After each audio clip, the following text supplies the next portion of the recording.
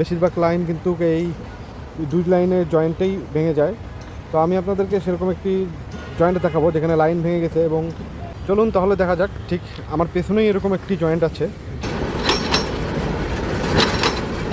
আপনারা অনেকেই fish plate চেনেন এবং ফিশ প্লেট সম্পর্কে জানেন। দুটি রেলকে সংযুক্ত করতে ফিশ প্লেট ব্যবহার করা হয়। এখানে আপনারা দেখতে পাচ্ছেন একটা ফিশ প্লেট এবং এখানে একটা ফিশ প্লেট। দুটি রেলের দুই পাশেই ফিশ প্লেট দ্বারা সংযুক্ত করা থাকে। তো লাইন ভাঙার খবর আপনারা অনেকেই শুনে থাকেন।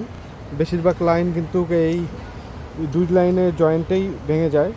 তো আমি আপনাদেরকে সেরকম একটি জয়েন্ট দেখাবো যেখানে লাইন ভেঙে গেছে এবং পুনরায় সেটিকে সংস্কার করা হয়েছে।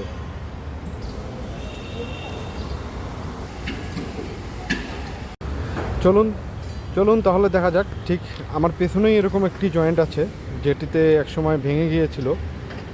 ভেঙে যাওয়ার পর আবার এখানে সংস্কার করা হয়েছে। দেখুন, মাঝখানে একটি রেল কেটে এনে জোড়া দেওয়া হয়েছে ভাঙা জায়গায়, দেখতে পাচ্ছেন।